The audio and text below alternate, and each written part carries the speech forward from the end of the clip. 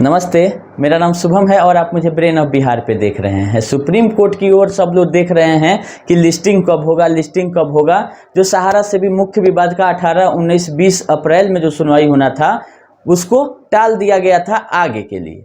लेकिन अप्रैल भी पूरा बीत गया और अभी तक कुछ की लिस्टिंग नहीं हुई है और 1, 2, 3, 4 मई तक का एडवांस लिस्टिंग साइट पर आ गया है, जिसमें अभी तक कोई लिस्टिंग सहारा इंडिया के केस का नहीं दिखाई जा रही है। लेकिन एक अच्छी बात यह है कि जो माननीय 3 जज साहब लोग हैं, जो Sanjiv Khanna sir, MM Sundaresh sir और बेला M त्रिवेदी मैडम, इन तीनों लोग 2 तारीख से अवेलेबल हैं और उनके बेंच में सुनवाई भी हो रही है दूसरे मामलों की। ये हमने सुप्रीम कोर्ट के साइट पे देखा है। इसका मतलब कि अब केवल और केवल बेंच बना के या अलग से लिस्टिंग करने की जरूरत है सहारा इंडिया के मामले की, जो कभी भी हो सकती है, या 2 तारीख को हो जाए, 3 तारीख को हो जाए, या 1 सप्ताह में हो जानी चाहिए, क्योंकि अब जो तीनों जज लोगों को सुनवाई करना है वो मैटर को सुनने लगे हैं। पहले अवेलेबल नहीं होते थे, जिसके चलते बेंच नहीं बन रहा था। अब तो तीनों लोग अवेलेबल हो गए हैं और अलग अलग ट्रिपल बेंच भी बन रहा है। तो हम ये मानते हैं कि जल्द ही सुनवाई के लिए ये मामला भी लिस्ट कर दिया जाएगा, वो बेंच बना के। ये हो गई पहला अपडेट जिसका सब लोगों को इंतजार था। दूसरा अपडेट ये था कि क्या जो 5,000 करोड़ रिलीज हुआ है सुप्रीम कोर्ट के ऑर्डर से सहारा और सेबी के जो ज्वाइंट अकाउंट से जा रहा है सेंट्रल रजिस्ट्रार को, और उसका डिस्ट्रीब्यूशन करेगी सेंट्रल रजिस्ट्रार अपने हिसाब से, उसका पैमाना तय कर रही है, तो उसको इतना देरी क्यों हो रहा है? 1 महीना हो गया है सुप्रीम कोर्ट के ऑर्डर आए हुए, लेकिन अभी तक एक छोटा भी नोटिफिकेशन सेंट्रल रजिस्ट्रार के नाम के तरफ से नहीं आया कि क्या हम करने जा रहे हैं, क्या कर रहे हैं। और इसी का फायदा उठा के बहुत सारे लोग अनऑफिशियल, कोई बोल रहा है कि ये फॉर्म भर के भेज दीजिए सेंट्रल रजिस्ट्रार को, ये सहारा को, ये DM के पास। अनऑफिशियल कहीं ना सहारा बोली है कि आप क्लेम अपना सेंट्रल रजिस्ट्रार को अभी आज के डेट में भेज दें, ना CRC मांगी है, ना सुप्रीम कोर्ट ऑर्डर में बोला है। बोले हैं अमित शाह भाषण में कि आप अपना क्लेम भेज दीजिएगा सेंट्रल रजिस्ट्रार को और उनका भुगतान हो जाएगा। तो अमित शाह नेता हैं, कोई अफसर नहीं है, वो गृह मंत्री हैं। और नेता लोग एक स्टेप आगे रहते हैं सिस्टम से, उनका काम है कहना, लेकिन सिस्टम बनाना सेंट्रल रजिस्ट्रार और सरकारी तंत्र का है। हाँ, उनको इसका प्रेशर देना चाहिए कि जब हम बोल चुके हैं तो ये काम जल्द से जल्द होना चाहिए CRC की तरफ से, ताकि जो भ्रामक लोग काम कर रहे हैं, पैसा कमाने का जो कोशिश कर रहे हैं मार्केट में जमाकर्ताओं से, वो रुके।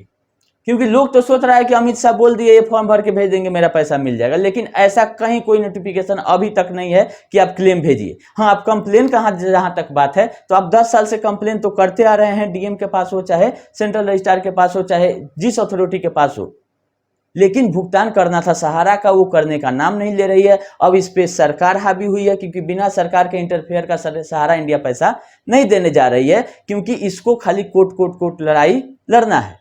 हाँ, एक बात और बीच में उठ गया था कि सुप्रीम कोर्ट के माननीय चीफ जस्टिस जो थे, और खेहर साहब और M राधाकृष्णन जी, उन पे केस करने के लिए एक एसोसिएशन सुप्रीम कोर्ट का कंप्लेन भेजा है माननीय हमारे इनके पास, प्रेसिडेंट के पास, राष्ट्रपति महोदय हैं।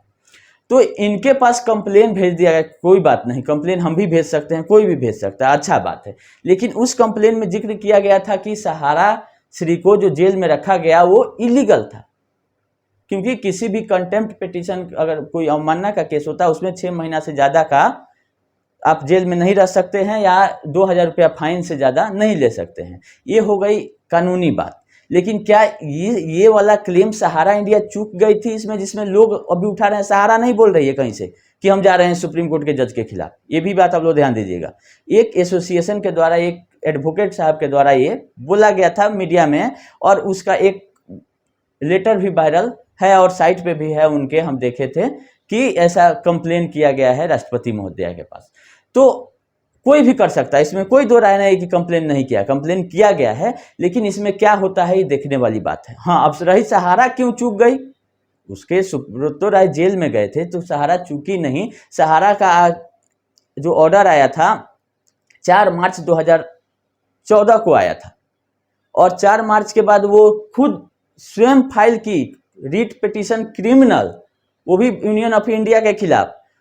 और वो जो मामला लेना नहीं चाह रहे थे, जो ऑर्डर दिए थे हमारे जज साहब 31 अगस्त 2012 वाला, जो सहारा से भी मुख्य विवाद का था, उसमें उन्होंने बोला था कि इतना दिन सुनवाई करने के बाद लमसम समर वेकेशन 2012 का सुनवाई किया गया लगातार सहारा से भी मामले को निपटाने के लिए, और 270 पेज का ऑर्डर अपलोड हुआ जिसका कंप्लायंस सहारा को करना था। तो सहारा ने कंप्लायंस नहीं किया और कंप्लायंस के बदले में कुछ ना कुछ पेंच लगा के कि ये दिक्कत है, ये दिक्कत है, ये टाइम बढ़ा दीजिए हमको, ये हम प्रॉपर्टी बेच के देंगे, करते मामला को टालते गए।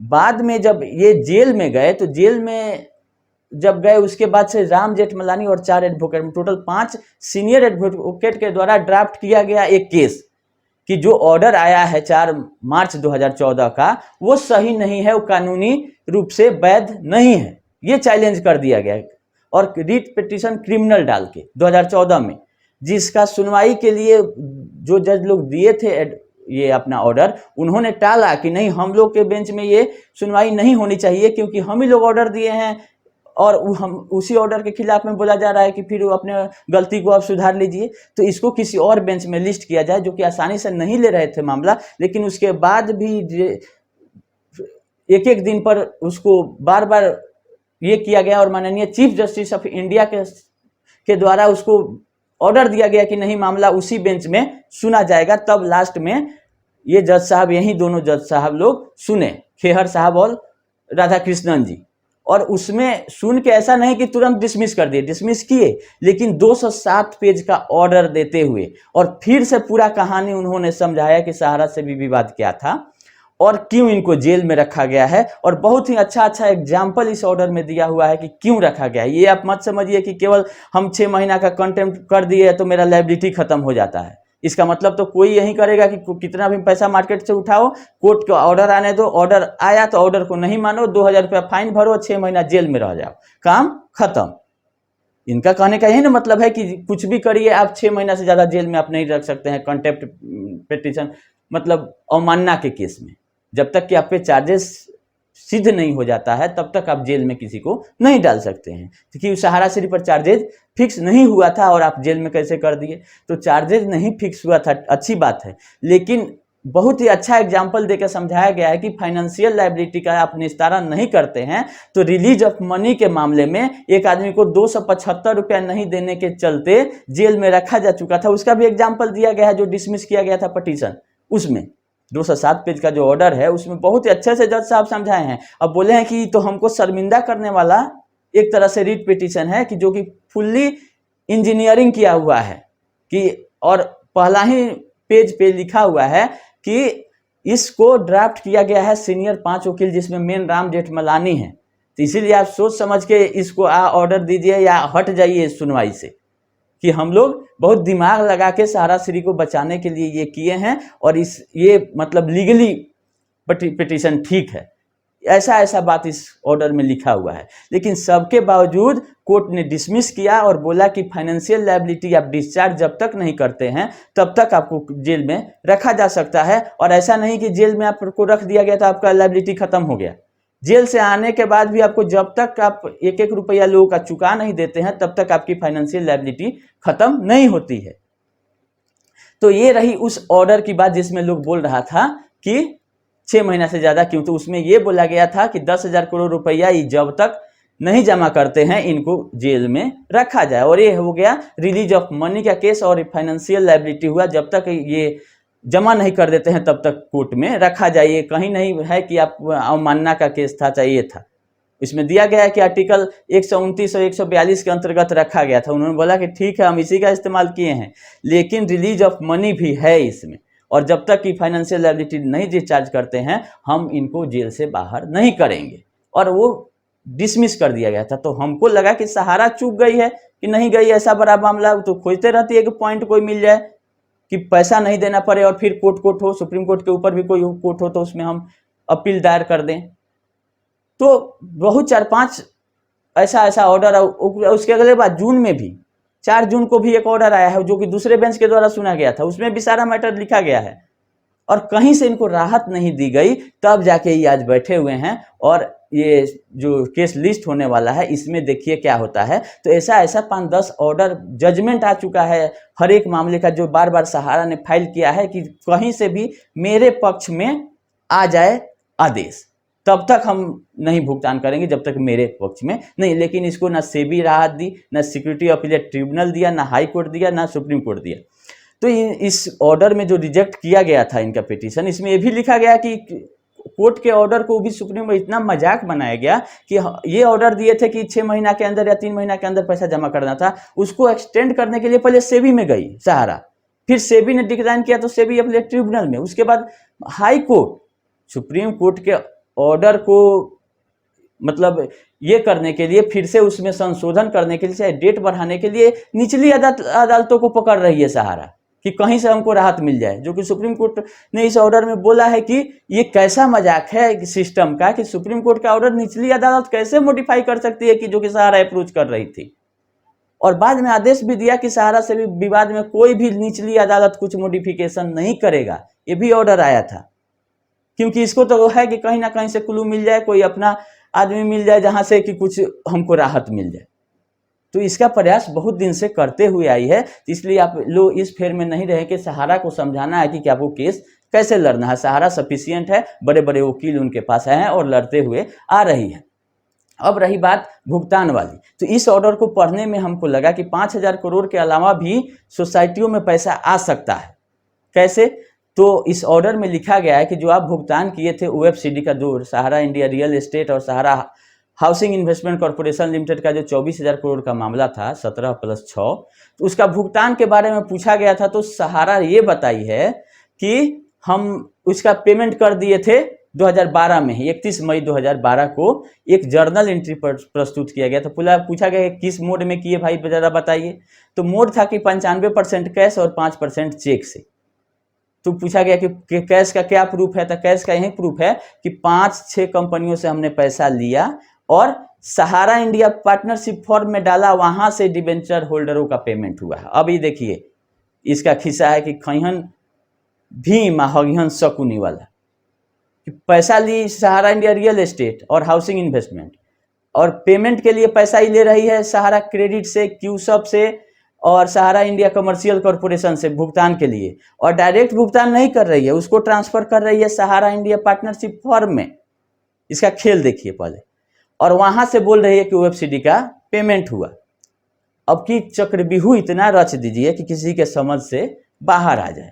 अब तो ये चीज आप बताइए कि 270 पेज का ऑर्डर देने में कितना मेहनत लगा होगा। कोर्ट का कहना है कि 80 डेट पड़ा है हियरिंग का और 40-45 दिन इसका लगातार हियरिंग हुआ, उसके बाद ये ऑर्डर दिया गया। अभी बोला जा रहा है किसी नए बेंच में लिस्ट कीजिए। तो कितना समय कोर्ट का और देश का बर्बाद होगा केवल सहारा का मैटर सुनने में। इतना कहानी हो चुका है, आज एक एक दिन के लिए लोग तरस रहे हैं कि सुप्रीम कोर्ट में डेट क्यों नहीं मिल रहा है। इसका कहानी 2011-12 से लेके 22 तक सुप्रीम कोर्ट ने बहुत मौका दिया इसको कि आप अपना स्टैंड लीजिए, भुगतान कीजिए, तो कहीं भी ऑर्डर का कंप्लायंस में नहीं जाती है, सीधा जाती है किससे, बचने का क्या रास्ता है, क्या नया अपील क्या हो सकता है। तो इसमें यही था कि 15,000 करोड़ इन्होंने बोला कि हम कैश में भुगतान कर दिए और लिए सहारा क्रेडिट से 13,000, क्यूसॉप से आपका 2,200 और सहारा इंडिया कमर्शियल से 4,000, ये सहारा रियल एस्टेट के केस में। और सहारा हाउसिंग वाला में 2200 करोड़ रुपया लिया सहारा क्रेडिट से और क्यूसॉप से, ये ऑर्डर में लिखा हुआ है। तो आप लोग बताइए कि जो रिफंड सहारा ने कर दिया रियल एस्टेट और हाउसिंग का, इस दोनों कंपनियों से पैसा उठा के, चाहे जिस पर्पज से उठाए, एडवांस ले लिया, लोन ले लिया, या शेयर के बदले में भी ले सकते हैं कि हम अपना शेयर, प्रॉपर्टी नहीं बेच के शेयर इन कंपनियों को बेचे, उसके बदले में यहाँ से पैसा आया, तो यहाँ से डायरेक्ट हम पेमेंट नहीं किए, इस पैसा को ट्रांसफर कहाँ कर दिए हम, सहारा इंडिया पार्टनरशिप फॉर्म में। क्योंकि पार्टनरशिप फॉर्म कंपनीज एक्ट से नहीं रेगुलेट होती है, वहाँ अपना विंडो ड्रेसिंग जैसा जिस तरह से मैनेज करना चाहें हम इंटरनली कर सकते हैं। और ये जो कंपनी थी एमसीए के अंतर्गत थी, तो इसका balance sheet profit and loss MCA में फाइल होगा और उसका जो ऑडिट रिपोर्ट है एमसीए में नहीं जाएगा। और जो हमको मन करेगा जिस तरफ से जर्नल एंट्री करना है करेंगे, इस तरह का एडजस्टमेंट करके। लेकिन कोर्ट ने इसको डिनाई किया और बोला कि 15,000 करोड़ एक दिन में आप इधर से लिए उधर से दिए, ये मानने वाली बात ही नहीं है। संभव ही नहीं कि 15,000 करोड़ रुपया कैश आप हैंडल कर दीजिएगा एक दिन में। इसका जर्नल, इसका लेजर जो दिया गया, कैश एंड बैंक एक ही साथ दे दिया गया। अब ये चीज़ देखिए, कैश लेजर अलग होता है, बैंक लेजर अलग होता है, या साथ में भी होता है तो कॉलम उसका अलग होता है, कैश का और बैंक का। यहाँ इसने एक भेग बना के सुप्रीम कोर्ट में दे दिया कि कैश बैंक लेजर ये है, और 31 मई को इतना इतना का हमने ट्रांजैक्शन किया, जिसको डिनाई कर दिया सुप्रीम कोर्ट ने, बोला कि ये मानने वाली बात ही नहीं है, आप एक बनावटी चीज़ हमारे ऊपर प्रस्तुत कर रहे हैं, और इसको रिजेक्ट किया कि 15,000 करोड़ एक दिन में कैश नहीं भुगतान हो सकता है, आप सीधा सीधी सहारा से भी अकाउंट में पैसा 17,000 करोड़ रियल एस्टेट में और 6,000 मतलब 24,000 करोड़ आप पुराइए, तब जाके हम आपका कोई मैटर सुनेंगे, जिसकी सुनवाई होने वाली है कि अब इसमें क्या होता है। इंटरेस्ट के साथ 35,000 36,000 करोड़ रुपया की बात की गई थी। हाँ, अब देखिए कि ये बात हो गई कि 2253 करोड़ सोसाइटियों को गया था सहारा से भी अकाउंट में, जिसको आपका सीआरसी के तरफ से आईए लगा के ले लिया गया है रिफंड करने के लिए सोसाइटियों के जमाकर्ताओं को। तो क्या 13,000 करोड़ जो मान लीजिए थोड़ा देर के लिए कि सहारा ने सहारा क्रेडिट से पैसा लिया और इन ओएफसीडी जो बॉन्ड होल्डर थे उनको भुगतान कर दिया, जो कि सहारा अभी तक क्लेम करता है, अपने स्टैंड पर वही है कि हमने भुगतान कर दिया था, बॉन्ड होल्डर मार्केट में नहीं है तो हम कहाँ से पैसा दें।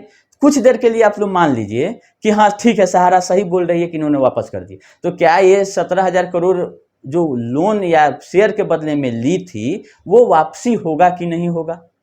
वापसी होगा तो क्या 25,000 करोड़ में से उन लोगों को दिया जा सकता है कि नहीं, क्यू सब क्या इन्वेस्टर और सहारा सोसाइटी के 2253 ही अभी मिला था आपके रजिस्ट्रार को, तो वो उस बेसिस पर बोले कि हमारा लमसम 5,000 करोड़ के आसपास इंटरेस्ट के साथ हुआ होगा, तो वो पैसा हमको दे दीजिए। तो क्या ये 13,000 भी तो इंटरेस्ट के साथ आएगा सहारा से भी अकाउंट से सोसाइटियों में, क्यू सब का 5,000 करोड़ आएगा दोनों कंपनियों को मिला के, सहारा क्रेडिट कॉर्पोरेटिव सहारा कमर्शियल कॉर्पोरेशन का तो आएगा, जो कि सहारा का कहना है कि इन कंपनियों से हम पैसा लेके बॉन्ड होल्डरों को पहले ही वापस कर दिए। कहाँ से पैसा लेके, तो क्या ये पैसा उस कंपनियों में नहीं जाएगा फिर वापस, कि उसके अगर बॉन्ड होल्डर मार्केट में है, क्यू सब के हों, कमर्शियल के हों या सोसाइटी के हों, तो उसका पैसा भी इस 25,000 करोड़ से निकल सकता है, जो मेरा सोच है और जो मेरा एनालिसिस है। क्योंकि अगर शेयर के बदले में भी आप लिए थे उससे पैसा, तो वो कंपनी चल नहीं रही है, शेयर को आप ये कीजिए, शेयर के बदले में जो पैसा दिए थे कंपनी तो ऑलमोस्ट खत्म होने के ही कगार पर है, जैसा आदेश आता है। अब देखिए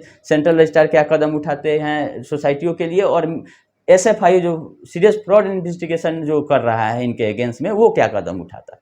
तो पैसा 25,000 करोड़ में से 1 रुपया भी सहारा के पास नहीं जाएगा, इसके लिए आप लोग निश्चिंत रहें। जो भी पेमेंट होगा ये चारों पांचों कंपनियों से पैसा लेके इन्होंने ओएफसीडी का भुगतान किया था, जैसा इन्होंने लिख रहा है, तो इस एवज में ये पैसा कस्टमर के पास ही जाना है। अभी सोसाइटियों का 5,000 करोड़ से शुरुआत हो चुका है, 13,000 करोड़ यहाँ ही दिख रहा है कि सोसाइटियों का लेके दिया गया है बॉन्ड होल्डरों के रियल एस्टेट में।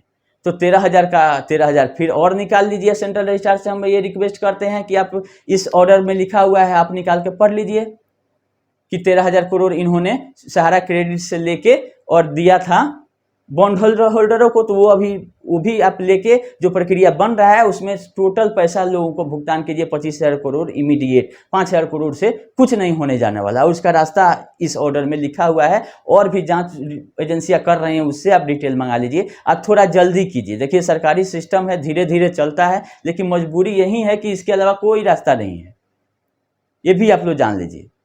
रहना इसी सिस्टम में है, सरकारी सिस्टम है, धीरे धीरे ही चलेगा। वो एक तरह से सब लोग अपना अपना ड्यूटी कर रहा है, वहाँ किसी को बेचैनी नहीं है कि पैसा जल्दी दिया जाए। हाँ, लोग कंप्लेन भेज के लोग प्रेशर बना सकते हैं, तो वो लोग बना रहे हैं, बिना पूछे लोग भेज रहे हैं, तो भेजिए, कोई दिक्कत नहीं है। कम से कम इससे प्रेशर तो क्रिएट होगा। हाँ, लेकिन लोग जो पैसा कमाने की कोशिश कर रहे हैं, 200 300 500 रुपया ले रहे हैं अगर फॉर्म भरवा के भेजने के लिए, तो ये लोग नहीं करें। और ऑलरेडी जमाकर्ता परेशान है। हाँ, रही बात एजेंट लोगों की, तो वो लोग मदद कर सकते हैं कि हाँ अभी क्लेम नहीं हो रहा है, जैसे होगा हम आप लोग को कराएंगे। कि सहारा इंडिया में पैसा लोग अपने से नहीं जमा करता था, एजेंट के थ्रू जमा करता था।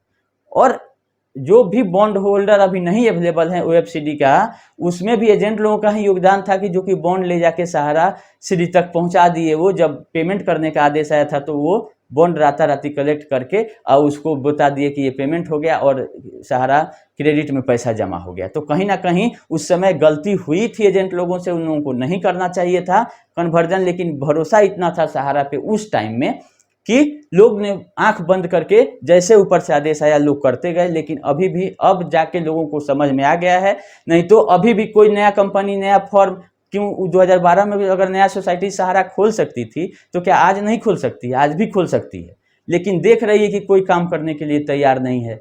नया फॉर्म भी दे रहे हैं तो कोई नहीं कर रहा है। अब लोगों को विश्वास लोगों का उठ चुका है, खासकर एजेंट लोगों का, जो जिस तरह से वो लोग फंसे हैं कि थोड़ा सा कमीशन के लालच में, जो कि वो मेहनत करके कमीशन कमाते थे। ऐसा नहीं है कि घर बैठे कमीशन आ जाता था। अगर आपको 100 रुपया में 2 रुपया कमीशन मिल रहा है तो उसके लिए मेहनत करना था, पेट्रोल जलाना था, जैसे ड्यूटी लोग करता था, वो एक तरह से मेहनताना था। लेकिन उसको कमाने के लिए भी वो लोग नहीं जानते थे कि पूरा कैरियर दाव पे लग जाएगा।